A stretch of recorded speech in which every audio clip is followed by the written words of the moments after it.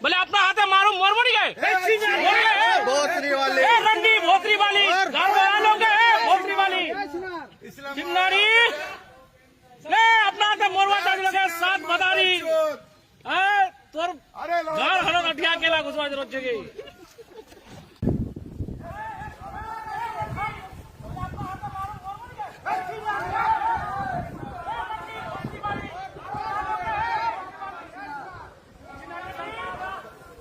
देश के अलग अलग हिस्सों से पिछले कुछ समय में ऐसे कई मामले सामने आए हैं जिनमें पत्नी पर पति की हत्या की साजिश रचने के आरोप लगे। इन घटनाओं ने रिश्तों, भरोसे और पारिवारिक मूल्यों को लेकर गंभीर सवाल खड़े किए हैं। अब ऐसा ही एक चौंकाने वाला मामला बिहार के किशनगंज से सामने आया है, जहां पुलिस ने महज 36 घंटे के भीतर एक ब्लाइंड मर्डर की गुत्थी सुलझाकर पूरे हत्याकांड का सनसनीखेज खुलासा कर दिया। यह मामला किशनगंज जिले के बिशनपुर थाना क्षेत्र का है। 42 वर्षीय रिजवान आलम की हत्या पहले एक रहस्यमयी वारदात लग रही थी। घर के बेडरूम में खून से लथपथ शव मिला।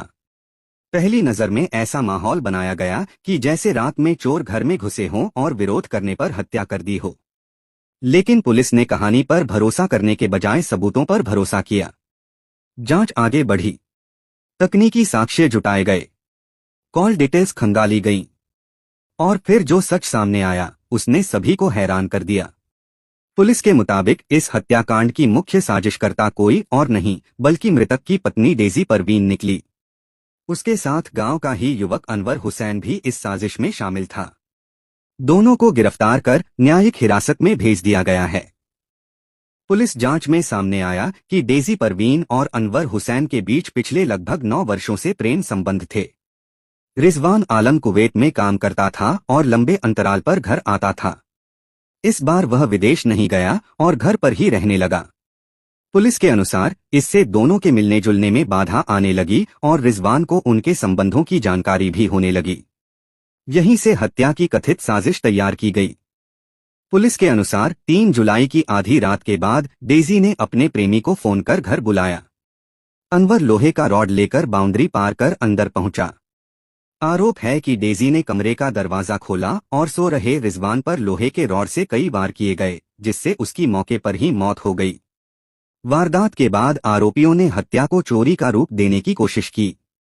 मृतक का मोबाइल घर से गायब कर दिया गया ताकि पुलिस को लगे कि चोर सामान लेकर फरार हो गए हैं।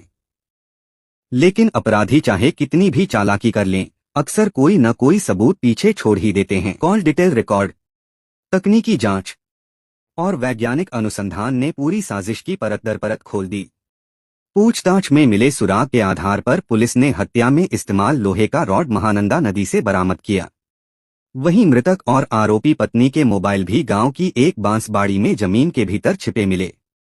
इन बरामदगियों ने जांच को और मजबूत कर दिया। किशनगंज पुलिस की इस कार्रवाई को बड़ी सफलता माना जा रहा है।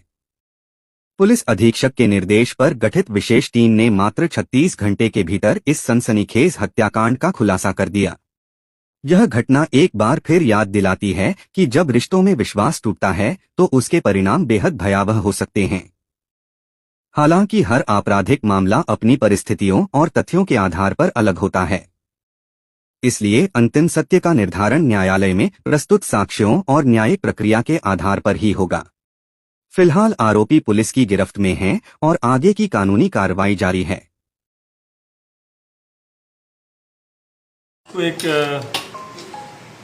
बिशनपुर थाना कांड संख्या 34/2026 दर्ज हुआ था। उसमें एक व्यक्ति की हत्या हुई थी।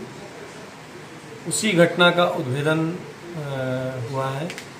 उस घटना में मृतक की पत्नी और उनके एक मित्र की सहभागिता पाई गई। उनके विरुद्ध साक्ष्य मिला है और हम लोगों ने उसी के आधार पर उन दोनों को गिरफ्तार कर लिया है। दोनों अभियुक्तों ने अपना जो अपना अभियुक्त है, अभियुक्तीकरण है या अपना अपराध है स्वीकार कर दिया है। घटना में प्रयुक्त की गई रॉड भी बरामद हो गई है और जो चोरी की बात उस समय उनकी पत्नी द्वारा बताई जा रही थी कि मोबाइल चोरी हुई, वो भी अभियुक्त की निशानदेही पर बरामद कर दी है। सर, गिरफ्तार व्यक्ति का आपराधिक रिकॉर्ड क्या है? गिरफ्तार व्यक्ति का आपराधिक इतिहास तो अभी हम लोगों ने नहीं खंगाला है। उसमें तो हमको पूरे जिले से मांगना पड़ेगा।